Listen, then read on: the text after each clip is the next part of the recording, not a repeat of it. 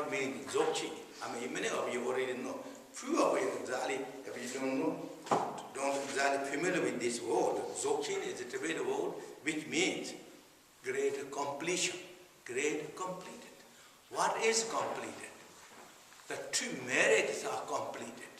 Accumulation merit and wisdom merits are completed, all in there. Everything is.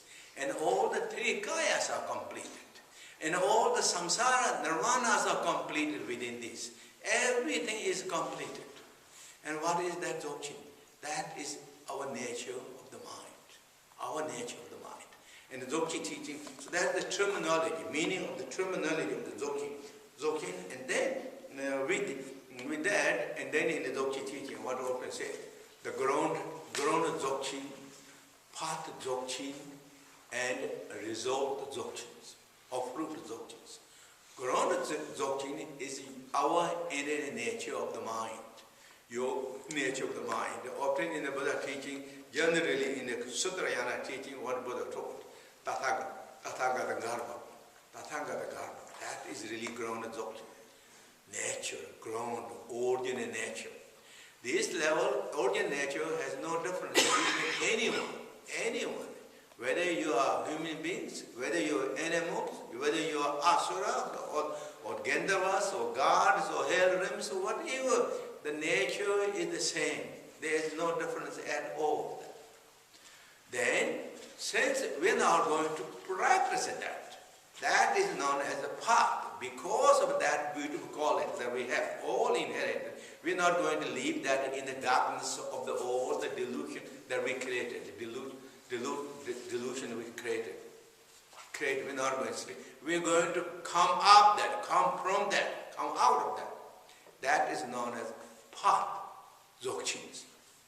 Path Dzogchen also, as I said, to accumulate or to merit are completed. So Dzogchen is not something kind of like singling out things. It's all two merits are completed. Accumulation merit, wisdom merits are completed. What are the two merits? Again, what is accumulation merit? All the activity that we do with beautiful motivations. Those are named in the Buddha teaching, activity of the 6 paramatas. All those are known as accumulation merit. There is something, there is a subject, an object, an action, really good motivation when you perform 6 paramatas practices. All that. And then, or if I use kind of precisely this, the first 3 paramatas. Generosity, morality, passion paramatas are the example of the accumulation merit practices. And then, also concentrations. And the wisdom paramata is wisdom merits. And what is the 4th paramata? The joyful effort.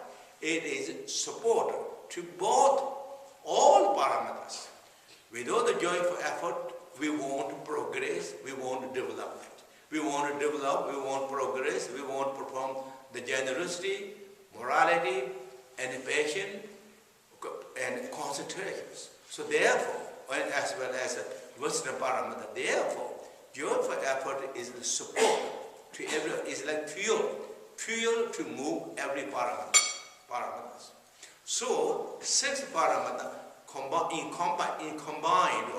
encompasses 2 accumulation merit.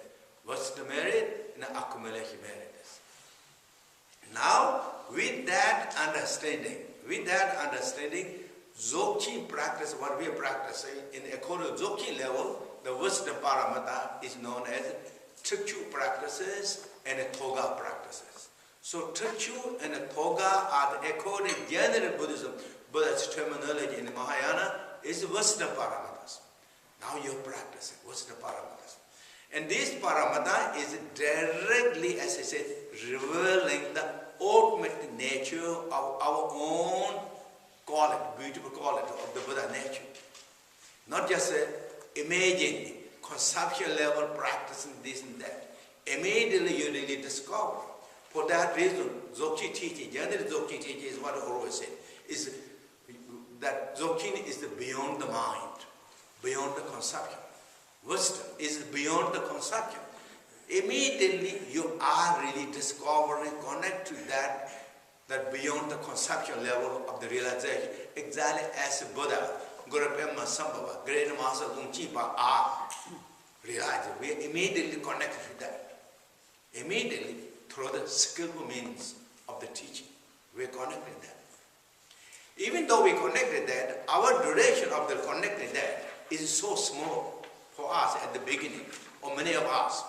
Maybe I shouldn't say us, maybe many of us. It's so small. We connected that for short, maybe few seconds or minute something, then completely kind of again interrupted by our old mundane habitual patterns, force that we kind of running as like river current that completely blocked that. Therefore, what in the teaching is it? Keep the joyful effort, keep the devotions, keep the full renunciation of those thoughts. Really inspire yourself every day, not just kind of keeping up those things. It will bring everything to the present status. If we don't have the devotion, if we don't have the full renunciation or the full training of the mind, our practice will become vague, or kind of become dull and dull. Maybe it started with beautiful, exciting motivation. Oh wow, wonderful, this is so good, I like to do this and that things. But then time goes, kind of fading away, gradually become kind of fading away, and then feels, oh, it's not that important, oh, why I'm doing this. Even some those people can think that, and completely kind of carried away and went the wrong or right different fork of the road. F-O-R-K. Fork of the road, went different that. Those are known as the Buddha's teaching and the teaching of Guru Padma Sambhava, obstacles. This is not to be moved, those people made the smart moves. It is obstacle movements, obstacle, heading to the samsara. Samsara heading to the don't like to change. That. So to not avoid to those things, the devotions, bodhicitta, the four renunciation thought or four training of the mind. And we activated those things. Our practice become always like fresh. It really becomes so beautiful, perfect. Every day is beautiful. Every day is a new life. Everything is just so precious and beautiful. It's like teaching. It's reminding. Never going to fail in the wrong direction and never discourage it and moving always stronger and stronger. Those are persons are known as, in the Buddha teaching, known as warriors. They are the warriors. They're really winning over the delusion of all that old, mundane, unnecessary habit patterns. They're winning from that. And then defeating the negative emotions and obscurations. And then they get the victorious. They gain the victorious. That's what Buddha and Guru Padma Sambhava or the Arhatas named the one who victorious ones. Or the Arhatas are known as the one who defeated the enemies. All come. So with these, then we practice the Togal, Tsokdruk.